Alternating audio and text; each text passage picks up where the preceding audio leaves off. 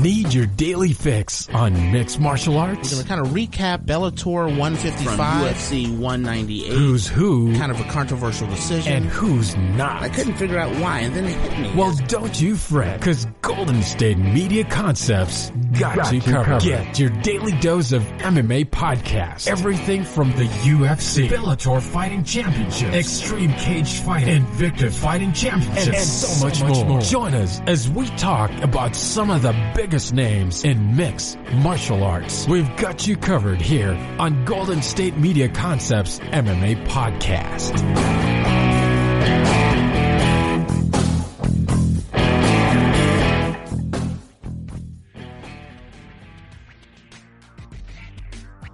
Thank you for tuning into the GSMC MMA Podcast, brought to you by the GSMC Podcast Network. I am your host, Arnel DeLeon, and hopefully, cross fingers, you, your family, your friends are all doing perfectly fine, you're all healthy, and you're doing just well due to the current state right now that is happening both in the States and internationally. So whoever you are, wherever you are, doesn't matter who you are, as long as you're fine and healthy, that's what really all that matters. And guess what? I love MMA, you love MMA, so let's talk about some MMA news.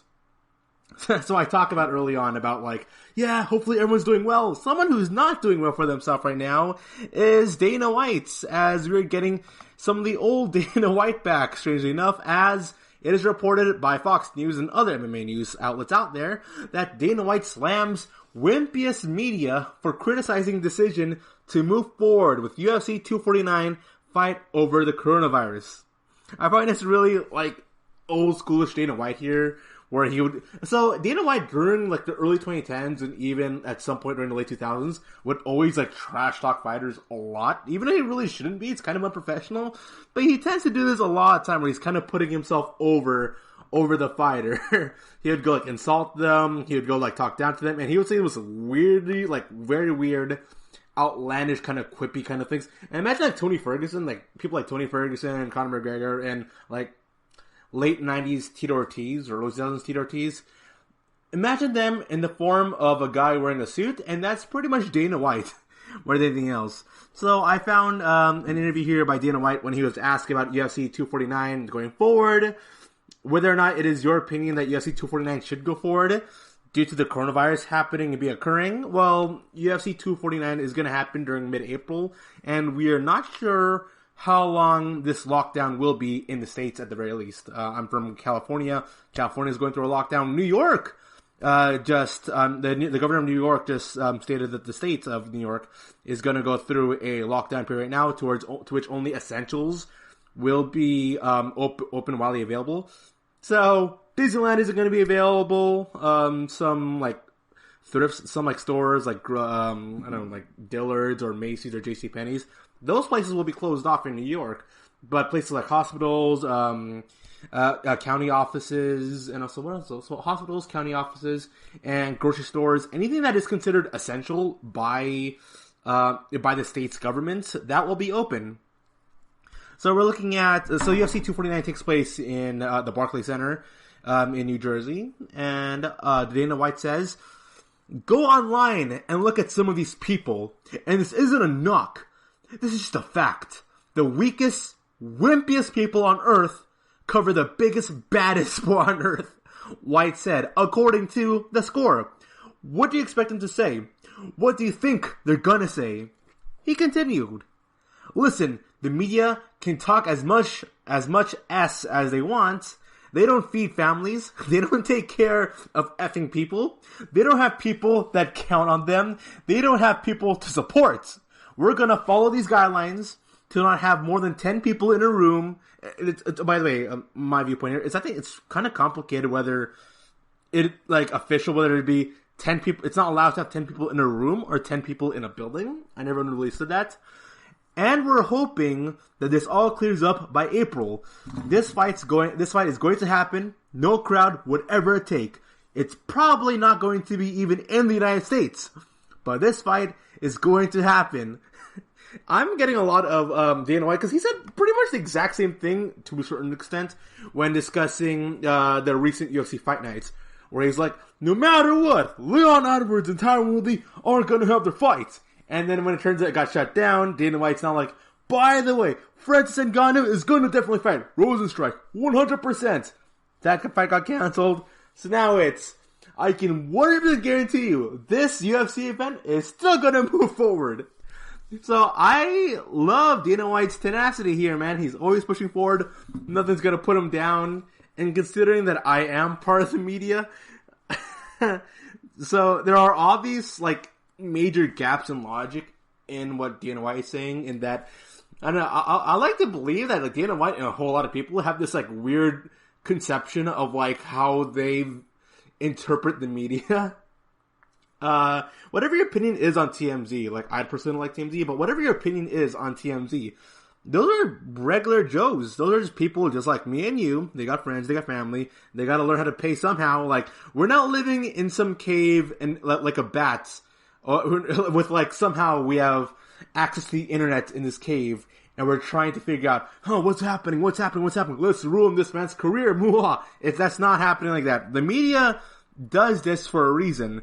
We report this, we report news, and we create speculation, we provide analysis towards future events, whether it be, through, government, politics, sporting events, like even the NBA athletes, a whole lot of them don't like the media. Like look at Kevin Durant and Kyrie Irving and DeMarcus Cousins, they always constantly, and Charles Barkley, they always rant about the media being this like evil entity. Like, it's not even a person or human being, it's just like this weird entity, and that's how Dana White is describing the media. Where he's like, what does the media know? I mean, it's like, listen, the media can talk as much as they want. They don't feed families, and I say this as one of my bosses who work in the field of media, or one of my old ex-bosses that works in the field of media, just currently paid off all of his mom's mortgage that she's been in debt to for like 70 years. So there's that issue. I've got friends and family who work in news broadcast radio, and they definitely are feeding their families. Some of them are married, some of them have kids, some of them are helping support their parents. So yeah, Dana White, the media isn't some entity that was created out of nowhere, made of pure hatred and gossip. I know we sometimes come across as that, but trust me, we're just doing our job. We're just doing our job, and it's funny when you have people like Dana White coming out to me like, by the way, you guys are like the most evil human beings in the world. You're all wimps, man. It's always, I find humor in that, but I find it really interesting, this line here, where he says, go online, look at some of these people. I think Dana White's like looking at people like, he's looking at, Ariel Helwani. Like this, like, skinny-looking guy who doesn't look all that physically intimidating. And this isn't a knock. This is just a fact. This is apparently a fact. This is just a fact. The weakest, wimpiest people on Earth cover the biggest, baddest sports on Earth. I think he's looking at people like Ariel Helwani because, technically speaking, Michael Bisping, Joe Rogan, Daniel Cormier, who's that former fighter who currently does pro wrestling? He says Josh something. He's a Pride fighter, but whatever. So, there are current MMA fighters right now who are making the transition from fight, like Dominic Cruz. There are people who are making the transition from fighting into being sports broadcasters or going towards another field. I think like Chael Sonnen did real estate for a while. Rich Franken was a math teacher before becoming a full-time professional fighter. So I don't know, and he's done some commentary. Big John McCarthy, like, I think he had like one pro fight ever and did some amateur fighting, but he's not really even an actual MMA fighter. So I don't know if Dana White were to have a drawing. This is what I'm thinking right now. If Dana White were to have a drawing, like we had some artist who's like a perfect 10 out of 10, has like a master's degree in like the visual arts, and he asked Dana White, hey Dana, I want you to describe to me what the media looks like for MMA. And I just want to see like what he visualizes an MMA reporter to look like. Because like Michael Bisping is an MMA reporter, and that dude's one of the toughest people in the entire earth. That's how I'm going to say that. Yeah, Dana White calling reporters for the MMA, but it's not just MMA also, like generally all news outlets, because the coronavirus thing doesn't just affect sports, doesn't just affect MMA, it affects all sports and general living, and like the general living. It's the reason why we have like celebrities who all of a sudden have opinions on mixed martial art, have opinions on like even on mixed martial arts, basketball, and general like what's happening in the news nowadays, even though they have no actual background in it. It is a general thing that happens in 2020, considering that we're all sort of journalists, since we're constantly reporting on what's happening through our social media, through Twitter, Instagram, Facebook. Alright, so coming up after the break then, we will be talking about the future of the UFC and its events, Tony Ferguson versus Khabib Nurmagomedov, coming up after the break. Check out the show built around the women of MMA. From the UFC to the extreme cage fighting, we got the fights covered. Listen. It's the Golden State Media Concepts Women's MMA Podcast. The latest news of upcoming fights, discussions of previous matches. Join us as we talk to and about the biggest names in women's mixed martial arts. Past, present, and future. When it's the women's fight game, you know where to listen to. The Golden State Media Concepts Women's MMA Podcast. Hello and welcome back. We are back from break. This is Arnel DeLeon, the host of the GSMC MMA Podcast. So, we just talked about Dana White calling the media wimps because the media, doesn't want UFC, or speculating at least, are speculating on the fact on UFC 249 still pushing forward despite the coronavirus thing. Dana White has talked about how there's a chance that the coronavirus issues going on right now in the States could die down by middle of April, and that's the general speculation for all sports also. I think I saw a recent image online lately where it was, there was a woman and there was a man. The man was like panicking. He was all like, hey, guess what? The coronavirus thing, right? It's gonna die down by April, right? Woman gives a big thumbs up, cuts to another image, and he's like, hey, the coronavirus thing, it's gonna die down by June, right? Woman gives another thumbs up, and this keeps going on and on until the guy reaches to a tipping point where he's like, there's no point even speculating, is there? And that's how it kind of is right now currently, considering that California has lockdown, New York has lockdown, some other states have done the lockdown also as well. The NBA right now, which I'm a huge avid fan of, they made speculation on when the NBA season will come back. As of right now, Adam Silver, the players, the owners, none of them know when exactly the NBA is going to come up. The initial when the NBA season first got canceled, which was 1 week ago, the initial prediction would be by the end of March, the season will go and start over again. So there was a prediction that April 1st would be, the week of April 1st would be the first week to which the NBA would go and make its comeback. Now it's being pushed back all the way up to middle or end of June, and it's being pushed back even further, and now it wouldn't be surprising, according to other people in the NBA media spectrum, that the season would start around early August. So there's a chance then for UFC and MMA events to not even be legal, at least in the States, until August. So that's why I find it very interesting here when Dana White says that there's a chance that UFC 249 might not even take place in the States, that might take place in another country. And that actually is not really a bad idea. Currently, as of right now, the United States are number 3 globally in the world in terms of most people who are infected, I think. Our death count isn't as high, so is our recovery count. Our recovery and death count isn't all that high compared to other nations that are currently happening. Currently, China and Italy are on top of us, and then right below us would be Canada. Right below us is Canada. Canada's death and recovery rate is larger than the U.S., but people there are generally a little bit more healthier than the people in the U.S. So it would make sense for Dana White to go and be like, hey, let's do UFC in another event, and let's do in another event to which that nation isn't dealing with the issue, or the issue isn't all that prevalent. Me being Filipino, I checked up how the Philippines is doing in terms of their current states when it comes to the coronavirus. Not that much. Even though the population of the Philippines is very small, it's the coronavirus issue isn't all that prevalent. It's even to the point that I currently watch Filipino television right now. There's a whole lot of comedy out there for Filipino television, and the way they treat it, we have comedians, we got actors, we got very strong personalities within Filipino television who are pretty much making a mockery of the coronavirus. They're making a mockery that other nations are making a mockery of that state, which I find very interesting because the Philippine healthcare system isn't all that good. Whatever. So the Philippines, that nation onto itself, is doing relatively pretty fine for itself in terms of handling the coronavirus issue. It's not even that big of an issue. There are other issues happening now in the Philippines that are much more bigger than the coronavirus. And so that's why there are a lot of personalities in the Philippines who are making fun of that issue affecting the United States. Like, they mention how America is overreacting to the coronavirus. And when you think about the UFC not doing events in the US, it's like, okay, I get it. Okay. I can see how Dana White can move the event to another nation.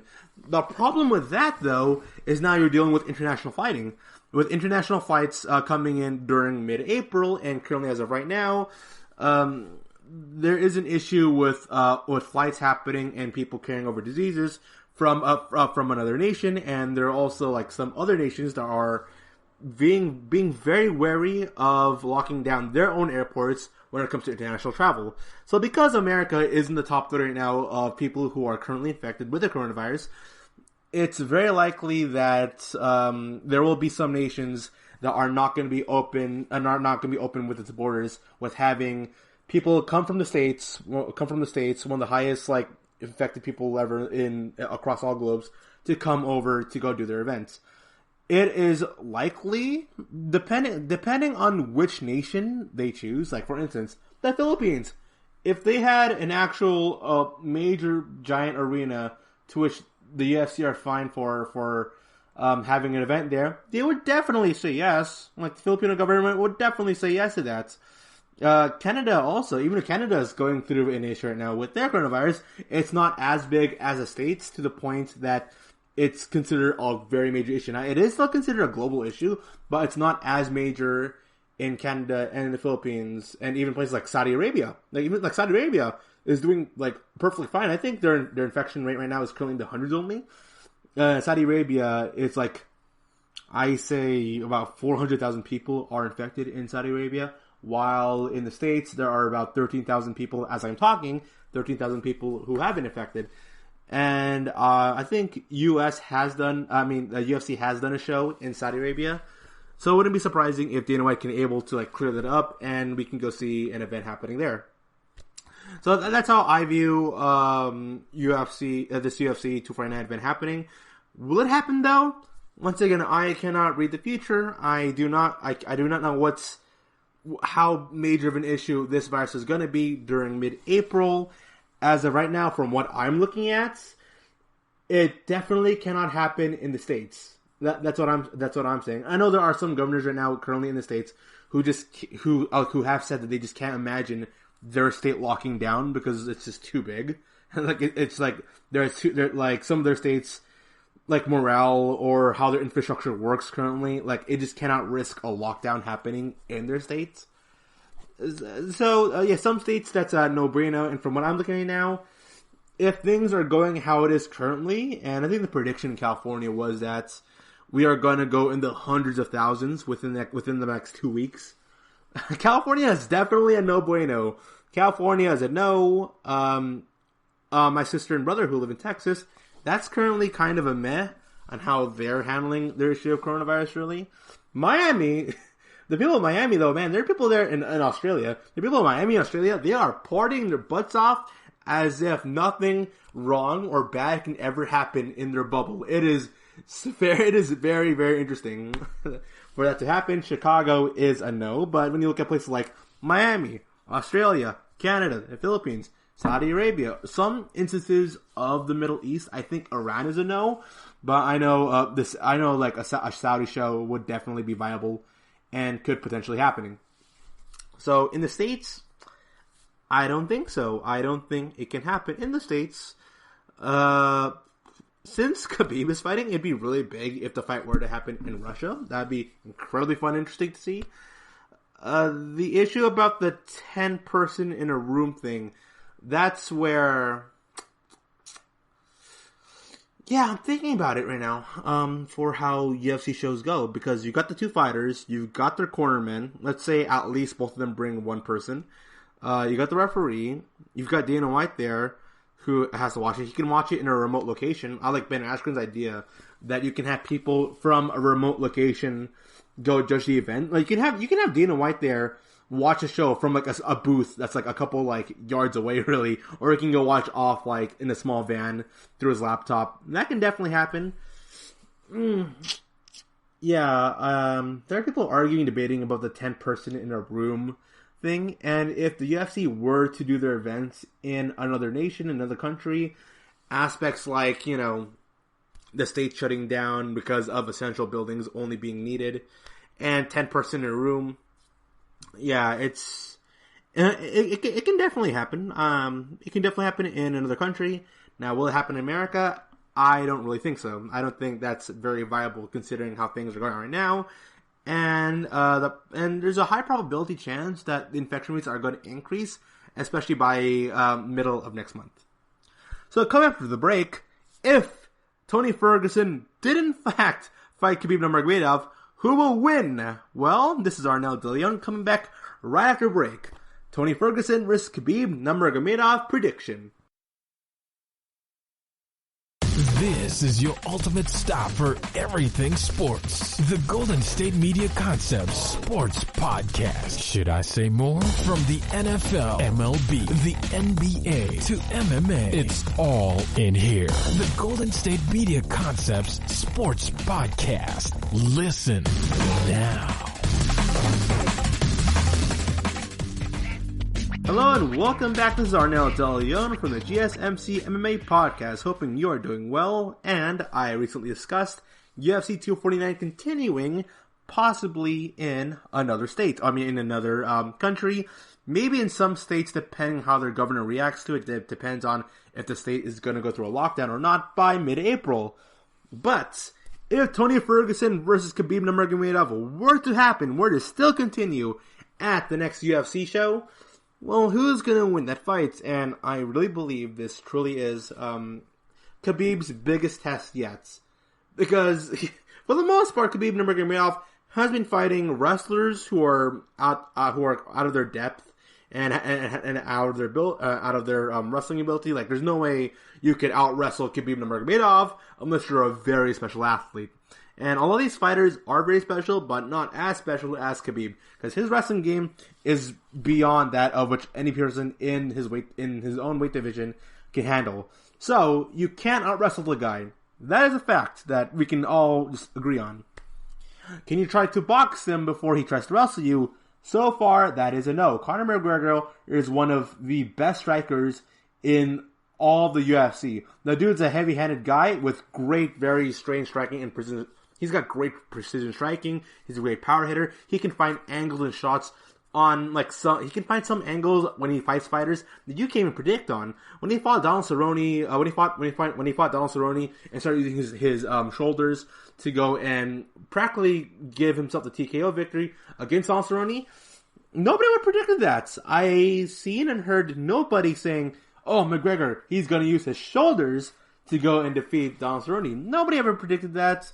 When that happened, the commentary team and Joe Rogan and I think Dan McCormick and Dominic Cruz were talking. They're like, "Whoa, he was using his shoulders to go and take out Donald Cerrone. I have never seen that before." Or that is a very unique way of him handling the situation. Or that's a very unique way of striking. So we saw Conor fought Khabib. That was a one-sided fight, and there was absolutely no way from that instance of seeing Conor vs. Khabib that any rational person would say, Conor has a chance against Khabib, or I don't know, if Conor were to fight Khabib, the betting odds would be it would be very off, really. It's hard to imagine someone landing that big major punch onto Khabib, considering that Khabib's boxing is really great. Other than one instance to which he fought Al Iaquinta, to which Al Iaquinta was doing a really good job against Khabib. Khabib was kind of he was kind of gassing out towards the end of the third round, and Al Iaquinta kept pushing for the pace. He was doing a really good job in the boxing exchanges. I would say there are multiple exchanges to which Al Iaquinta defeated Khabib Nurmagomedov. But overall, though, Khabib was just a better all-around MMA fighter, and that's how he defeated Al Iaquinta. But Al Iaquinta, so far, is the only fighter that I've seen that has really exploited the boxing aspect, which is the only actual negative you can look at when you look at Khabib's overall game.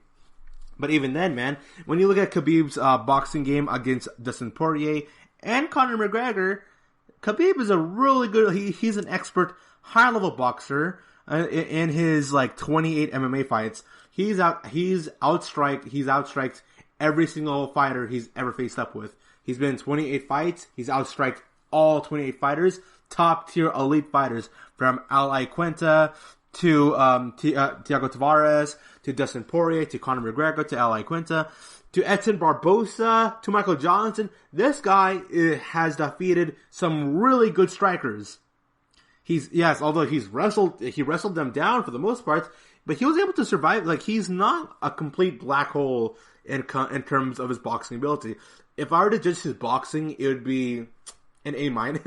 It'd be he's an A- style boxer, but he's a very defensive boxer who knows how to, he knows how to do a keep away fight. He knows how to handle himself in exchanges, and he never ever gets pressured into being baited into getting an open look to which he can go get clean shots onto Khabib.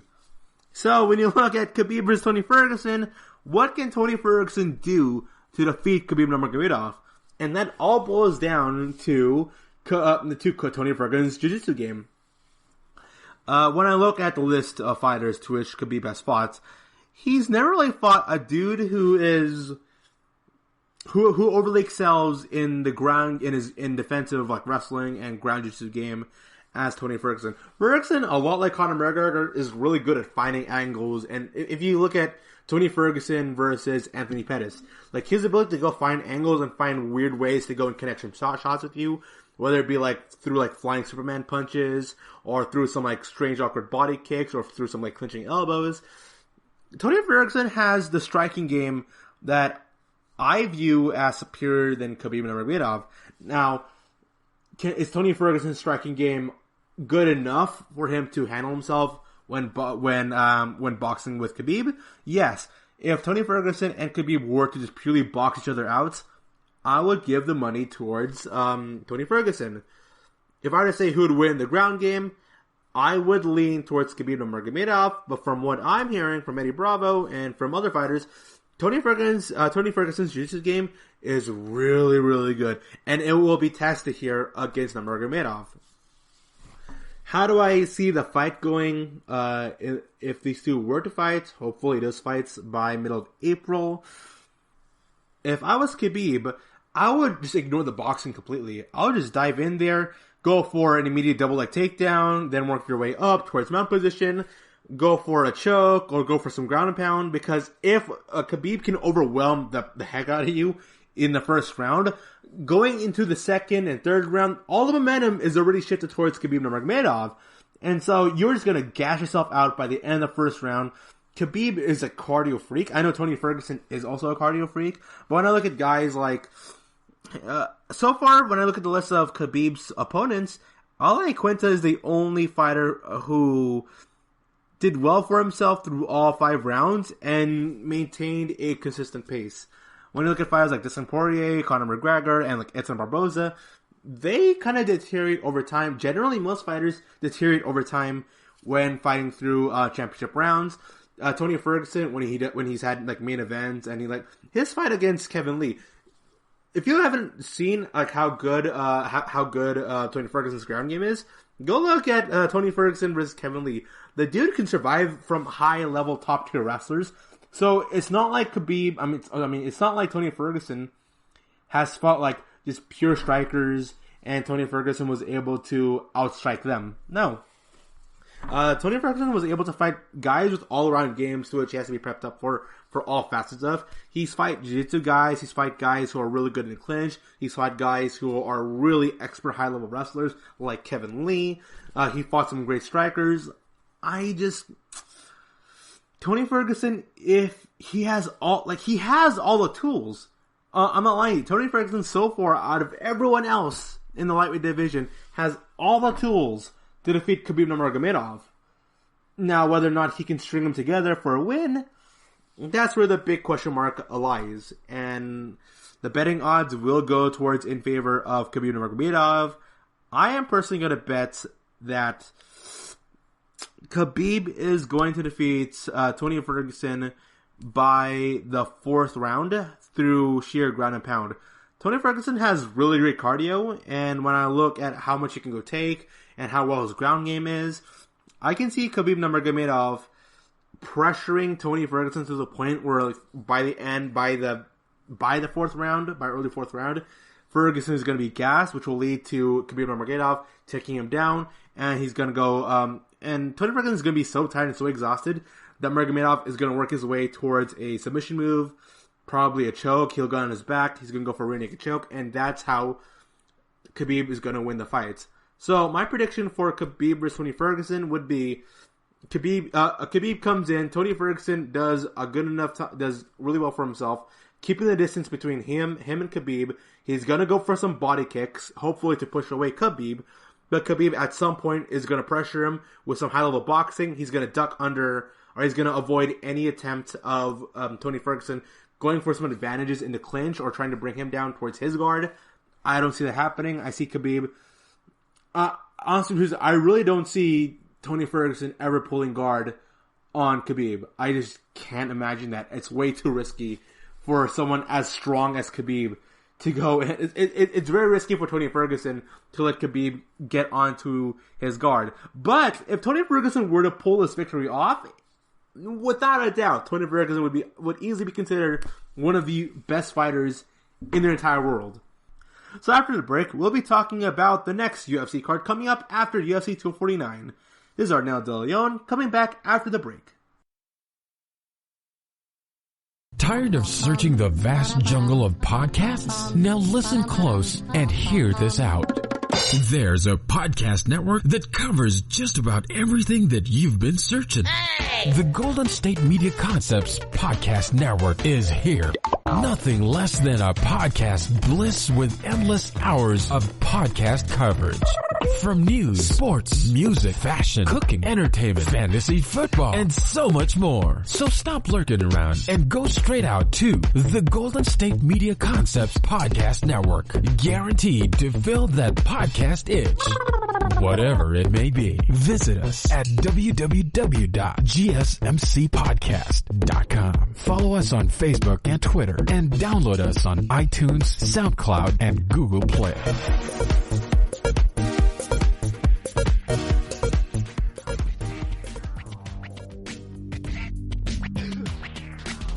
So we just talked about, will there be a UFC event coming in mid-April with UFC 249, Khabib versus Tony Ferguson? And well, there already is a match card announced the week right after Ferguson versus Khabib, and it's going to be UFC Fight Night 173, Smith versus Glover Teixeira. So this was going to be for the light heavyweight weight class. We got Anthony Smith versus Glover Teixeira.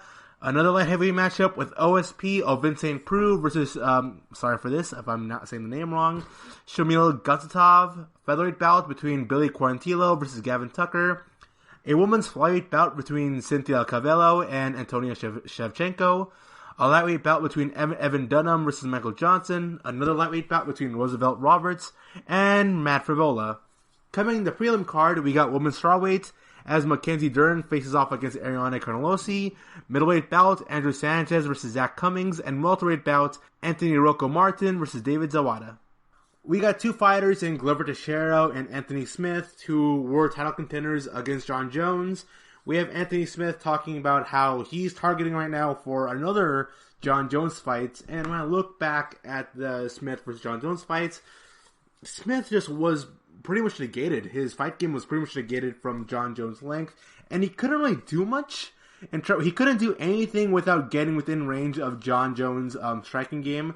And I kind of felt bad for Anthony Smith because after the fight, there's a lot of people going on about how Anthony Smith just didn't do enough in the fights against John Jones. And when I look at it, I'm like, well, what are you exactly supposed to do when you got to fight John Jones. The guy has a really long length. So if you try to dive in there for wrestling, trust me, you're not going to wrestle John Jones. If you go in there for a clinch game or for a striking game, you're going to be pelted with some shots before you even get close enough for him for you to hit any power shots. So really, it's very difficult to take on a guy like John Jones, who has pretty much a plan for everything, anything. With the exception of Dominic Reyes taking John Jones all the way to the end here. If you compare the Dominic Reyes performance versus Anthony Smith, Dominic Reyes is more prepped up against John Jones, while Anthony Smith has to come in for this next fight against John Jones if he were to defeat Glover Teixeira with a more better strategy. So I'm happy that Smith, he's aiming for a John Jones fight. So depending on his performance against Glover Teixeira, I could see it, and the same thing goes vice versa for Teixeira also, who is also aiming for a John Jones fights. Anthony Smith, I think he's about 32 years old. Anthony Smith is about 31 to 33 years old. Okay, he's 31. So Anthony Smith is only 31 years old. So we're seeing him right now at his prime, and we can still see him go back up there and face against John Jones for the light heavyweight title. Glover Teixeira, he's right now 40 years old, and currently as of right now, I would say the betting odds are towards favoriting Anthony Smith defeating against Glover Teixeira. Glover Teixeira is tough. Both these fighters are tough as nails, and they've gone toe-to-toe against the champion. And really, it can go either way here of who is the toughest fighter, who here can fight the smartest, take on the most cumulative damage, who is going to win this one. And really, we got two fighters who are both power hitters, who have both have won Fight of the Nights and Performance of the Night. We've seen both of these fighters have amazing performances against top tier fighters, which is the reason why they got a title fight with John Jones in the first place. So really, this is a major fight for both fighters, and whoever wins this can climb their way back up there to potentially fighting John Jones sometime maybe middle or late next year, depending on how good their performance is in this fight. The only issue right now for this UFC fight card, I am shocked. So I am really shocked that this card was announced, and we still have no clue how sure we are that Khabib versus Ferguson is going to happen. There's already some new rumors and speculations happening that only that fight is going to happen, and every other fight is got canceled by some sources. So it's very shocking to me to see that the UFC bookers were able to book a match card with multiple fights, and it is assured that this card is going to happen, even though it's not really assuring that a event is going to happen here at the States for the next major UFC pay-per-view event. I find that very strange. And so ESPN does interview Anthony Smith on the complications happening right now with COVID-19, the coronavirus, and how sure are we that we are going to see a UFC Fight Night event on April 25th, the week right after Khabib versus Ferguson. And in the interview was shortened down by ESPN, and with the Anthony Smith interview, Anthony Smith goes on to say, "My team here in Nebraska is pretty small, so it's easy to keep it under the federal recommendation of 10 people. I've seen some fighters like Jessica Andrade and Julia Pena post... not Julia Pena.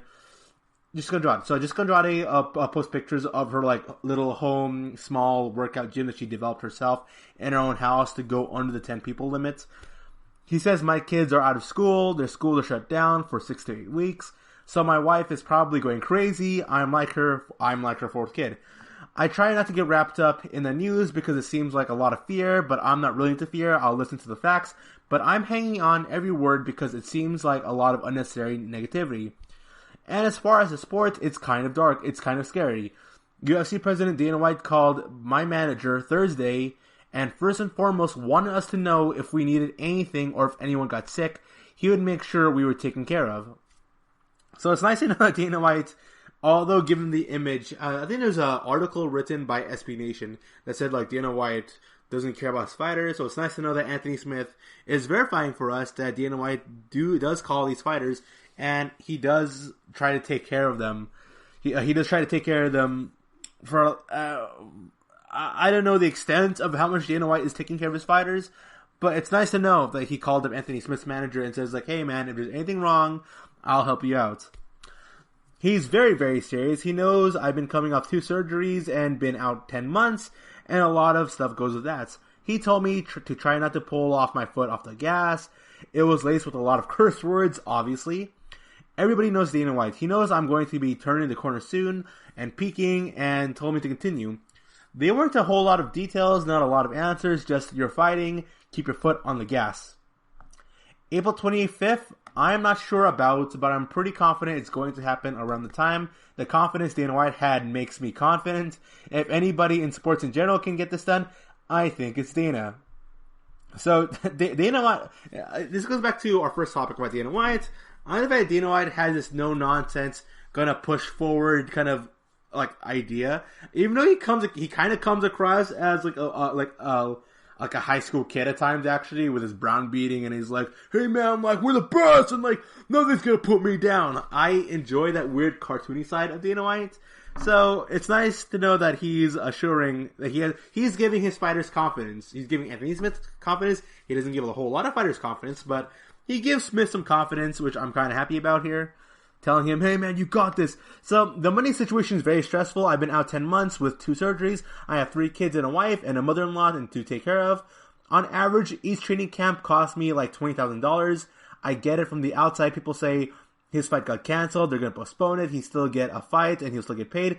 But if you do an 8-week camp, and the last 2 weeks your fight gets canceled, you still spent that $20,000. If they push it back 6 weeks, you have to spend another $10,000 to $15,000 to get back to where you were. That's frustrating. A lot of people in the media are saying, why is UFC still running fights? What are we supposed to do? We don't get paid if we don't fight, and there's a lot of bashing the promotions, and I don't think that's fair either. This is the model we've always been paid on, and I've never asked for $1 I wasn't owed.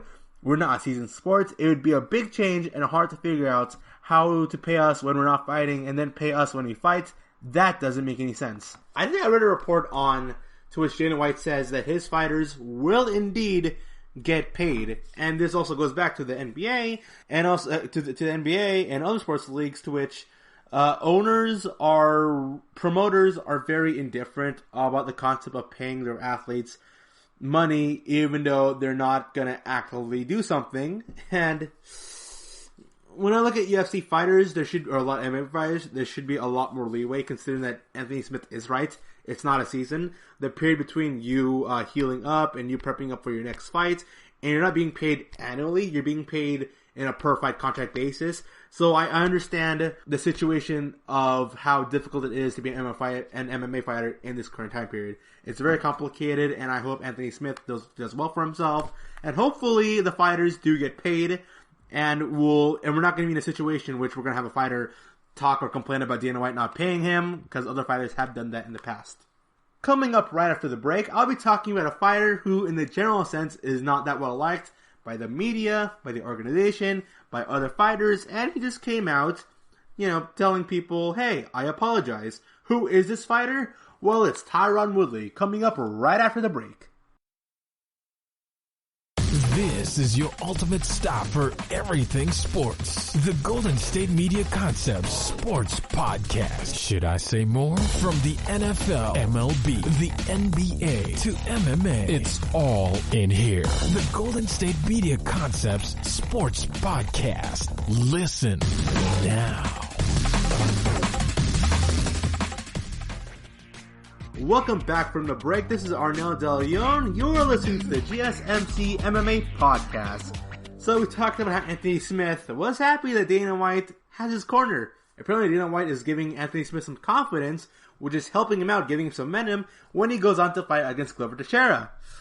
A fighter that is not well liked in the general sense, and there's been rumors speculating around that Dana White doesn't like this fighter, and it is Tyron Woodley. The reason I'm talking about Tyron Woodley is because, I've been thinking about some recent discussions lately about the Israel Adesanya fight versus Yoel Romero, and considering the fact that Leon Edwards and Tyron Woodley, that fight got scrapped, and you have Colby Covington challenging against Tyron Woodley, you got Kamaru Usman challenging against Tyron Woodley. Tyron Woodley says that he wants to go straight towards the strap, not even a contender's fight against Leon Edwards being a topic. Tyron Woodley says he should go bypass Colby Covington and go fight for the title against Usman for the welterweight belt, and Tyron Woodley is kind of a weird figure right now in current MMA to go look at on. Because at one point, you could say that Tyron Woodley was the most boring fighter and easily the most unlikable guy you can watch in MMA. Because there's a lot of people saying, oh, Colby Covington, man, like, he's like super annoying to watch. But with Tyron Woodley, though, he's not giving you anything. Because his two fights against Wonderboy Stephen Thompson gave you a whole lot of reason as to why you don't want to cheer for him in almost a lot of situations.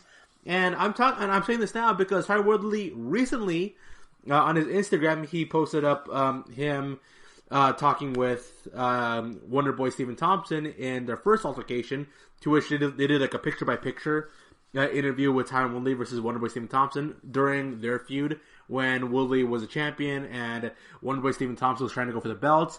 And if you remember how that situation went, it went really bad for Tyron Woodley for the most part. He came into the fight as a heel.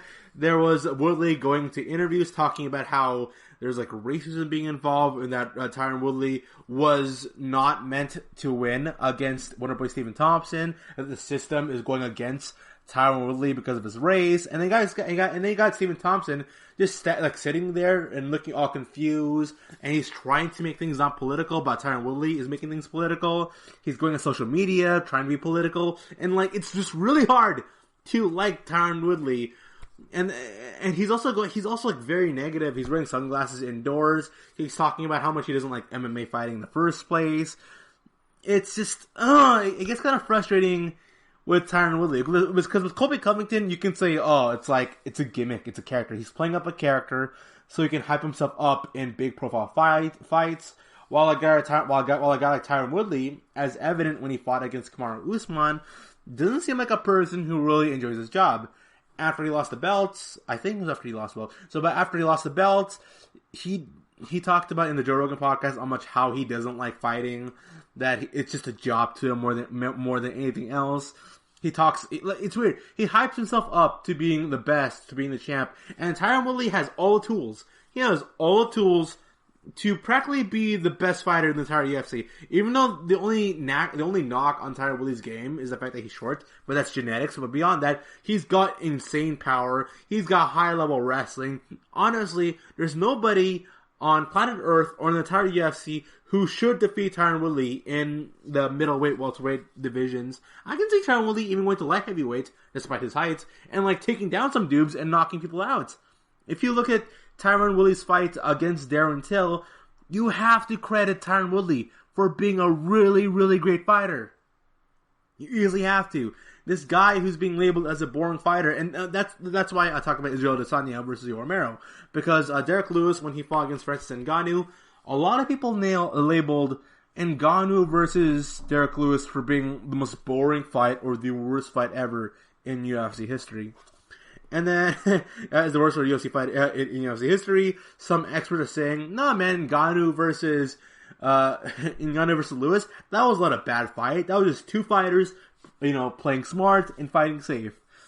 And then you have Adesanya versus Yoel Romero, and there are a lot of people saying that fight was really boring, not interesting, probably the worst title fight I have ever seen, ever in UFC. And I'm like thinking about this. I'm like, what is like the most boring fight ever in UFC? And I immediately went to like Anderson Silva versus Damian Maia, and Wonder Boy Stephen Thompson versus Tyron Woodley in their rematch, because the first fight was kind of meh up until the fourth round. But when you look at this in a vacuum, Tyron Woodley versus Wonder Boy Stephen Thompson in their second fight, it's really hard to watch that fight and be excited for. So Tyron Woodley,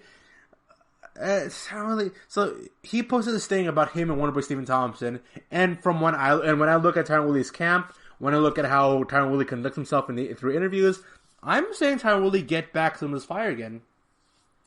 Last week I talked about Rose Namajunas getting her fire to go get back in the octagon, and she's excited to go fight against Jessica Andrade. I'm feeling the same thing for Tyron Woodley.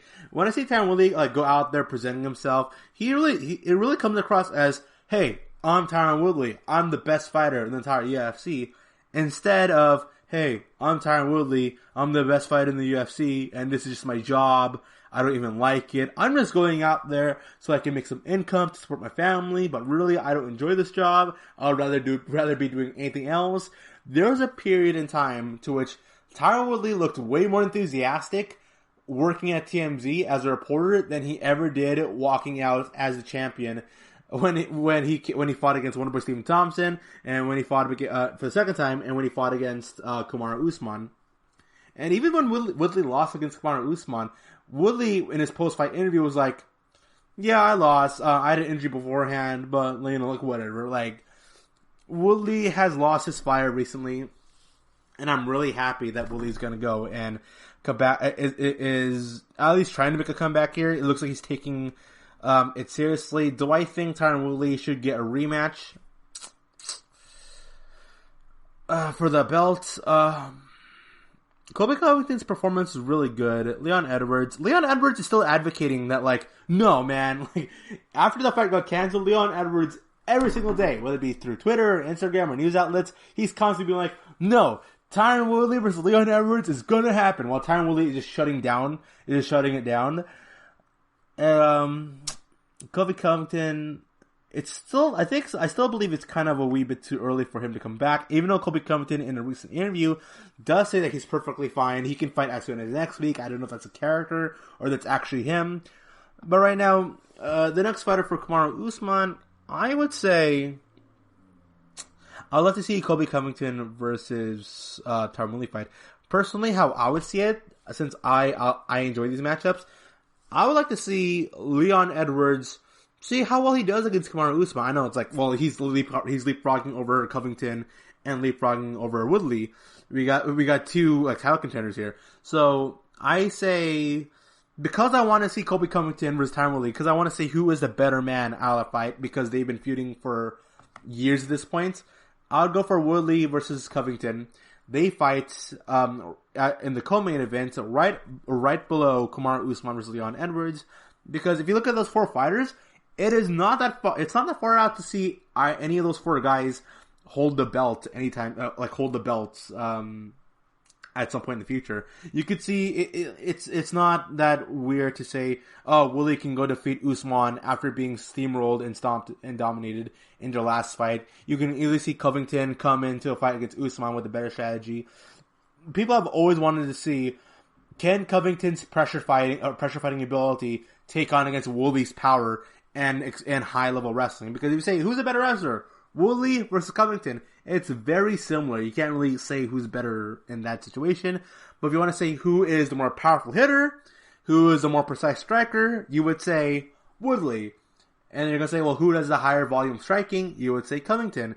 And Leon Edwards, I think if Leon Edwards were to fight against Covington or Woodley, we wouldn't be able to see the Woodley-Covington matchup unless either of them beats against Usman. And then the title situation for the welterweight belt right now is very kind of complicated right now. We have no clue who Usman is even vying for, because Usman has gone on to say he wants to fight against Colby, he wants to fight against Woodley, he wants to fight against Leon Edwards.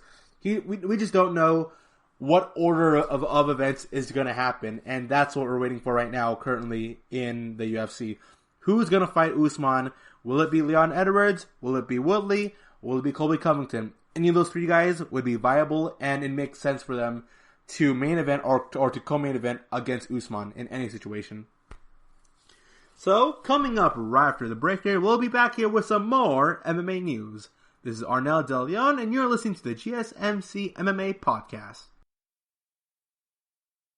Want to know the latest in soccer? Then listen to the Golden State Media Concepts Soccer Podcast. From MLS, the World Cup, and the Premier League, we've got you covered. The latest updates, the hottest matches, and news on the league's top players. It's the Golden State Media Concepts Soccer Podcast. David Beckham scores the goal to take England all the way to the World Cup finals. Listen now. You know, let's get some good news here. Just some good, positive, wholesome news before we get back into what's going on right now with the UFC MMA, with everyone feuding right now. Well, guess what? Joanna Jędrzejczyk, at the very least, has got off the hospital, and she looks pretty good. Her face is recovering. There's a picture posted up here where she's all smiling, she's happy, she feels all good right now, and hopefully we can see her as soon as early next year. She says she'll be taking some time off, so it's good to know that at least Joanna Jędrzejczyk has gotten out of the hospital. She's perfectly fine. Weili Zhang has got to the hospital. She feels fine and ready to go to fight with somebody else in the end of the year. So it's nice to know after their big war, Joanna Jędrzejczyk and Weili Zhang are both doing fine. And maybe if Joanna Jędrzejczyk will be gone for the rest of the year, I'll like for Weili Zhang to go defend her belt against whoever she's competing with. That'll be Rose Namajunas or Jessica Andrade.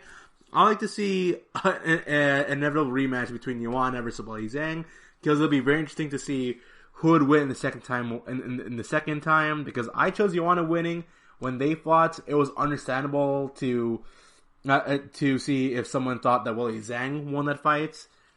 Who would win in a rematch? I don't know. The judges could have scored it differently. And speaking of the judges, let's talk about the judges' scoring when it comes to fights. So, as I said before, I personally thought, in my point of view, Joanna Jędrzejczyk should have defeated Weili Zhang if you were to go based purely on statistics. Because I'm kind of a statistics nerd when it comes to math. I do a lot of fantasy basketball and fantasy sports, where I go and judge and define the value of an athlete based on numbers they give. And that's how I do things. But the judging scenario for MMA is very complicated and weird. And as reported by the Bloody Elbow, John McCarthy details proper way of MMA judging based on Adesanya versus Yoel Romero. That fight in itself was hard to gauge on who was winning that fight, because nothing really much was happening in that fight. If two people are standing still and they kind of tap each other, who is winning that fight? I don't really know. Judging controversies have been the unfortunate trend in the last couple of months. Both UFC 247 and 248 were riddled with questionable decisions, both involving the title fights that headlined the said cards. As it is mentioned ahead of every broadcast, judging is based on effective striking, striking, grappling, aggression, and octagon control. Okay, we hear that line all the time, that judging is based on effective striking, grappling, aggression, and octagon control. Alright, so apparently aggression and octagon control. How do you define that? So, person who is clinching, like, if their back is in the fence, and they're doing a really good job in the clinch defending themselves, do they get rewarded for defending themselves and getting out? Like, do you reward somebody with a takedown if they don't really garner any great position from the takedown and their opponent stood right back up and then hit him with the right haymaker? I'm like, how do you define aggression and octagon control? If you're a counter fighter, does that mean you never win in the aggression aspect of things? And since, like, you're not really controlling the fights, you're not really dictating the pace since you're counter fighting, so how do you define that? How do you define why would you give somebody points for being aggressive when being aggressive can lead to your own downfall from a lot of fights that I see? And octagon control, if you're defending a takedown, do you give a point to the person defending, or do you give points on the aggression for the guy doing the takedown? It's just, it's always been confusing. For former longtime referee and Bellator commentator John McCarthy, the problem lies with how these criteria are understood. The biggest thing we have to have just understanding the criteria is that it is given to them and how to use it, and then understanding in a fight what is effective. It's not what is flashy, it's not the guy that's moving forward. So aggression, okay, John McCarthy says you don't reward a guy for moving forward, but it's also said in every single fight ever that people are getting points or being positively judged if they are being aggressive or for going towards octagon control. So it is what is the most effective elements in that round. Who's the guy that created the most dangerous situations for their opponents? It doesn't matter if he's chasing him down. It matters if he is doing the most effective damage during that round. That's what the judges are looking for. For basis, McCarthy used UFC 248's main event fight between Israel Adesanya versus Yoel Romero, a matchup that was heavily criticized. Personally, I knew at the end of the first round, I knew that every judge, my son was one of those judges, I knew everyone was going to go with Yoel Romero because he landed the one big right hand, he said. You saw Israel rubbing his left eye, blinking his left eye because a knuckle caught him or something, but it showed that the punch had an effect. But that's what I'm talking about. Who affected the other fighter the most? I wanted to give it a 10-10 because in my opinion, neither guy deserved to win that round. I agree with John McCarthy. If the fight is really close, then I am not going to give a person a round. Like, if you are 100% sure that one fighter, if you're 100% sure that your Romero defeated Israel Adesanya, you give that round. But if you're like in the fence, you're like, I'm not sure who really won that round, so I'm going to give it a draw. It could lead to more matches ending with draws. I understand completely, but at least it's understandable. At least it's not like you give Adesanya the round, even though he obviously didn't win. Like that kind of scenario. He wanted to give it 10-10. I'm kind of iffy on the idea of having draw rounds, but I knew when the round was over, they're all going to give it to UL, and I probably would have too because that's what the criteria tells me. Adesanya won the fight with a unanimous decision. McCarthy's son Ron scored it 48-47, giving the first 2 rounds to Romero. The exact same tally was given by veteran judge Sal D'Amato. Judge Chris Lee gave it 49-46, with the Soldier of God winning the first round only. So I'm looking at that fight and how do you score fights really? And it's what I personally, I don't think there should be a standardized way towards judging fights because it is very subjective towards how you judge a fight. Do you judge so if I punched you 100 times, but they're like not all that significant, like it could be honest. So if like Joanna Jacek were to punch you 100 times, but you don't get knocked out, and then Francis Ngannou comes in and knocks you out with one punch, who do you say like did better in that situation of like striking? It's so subjective on how you measure who wins per round basis. I always bring up I always bring out Dominic Cruz against Cody Garbrandt because statistically Dominic Cruz was winning that fight. But if you say like who really won that, like who really was winning on the exchanges, you would say Cody Garbrandt. And with eyes would say Cody Garbrandt was winning in the exchanges. But the numbers say Dominic Cruz was whooping Cody Garbrandt's butt the majority of the time. Do you reward the guy who is doing the hardest punches, or do you award the person who's done the most cumulative punches? It's very complicated. In a boxing scenario, in the first fight between Floyd Mayweather versus Madonna, if we were to go by John McCarthy's way of ranking on how he judges fights, he would put out that Madonna defeated Floyd Mayweather in their first fight.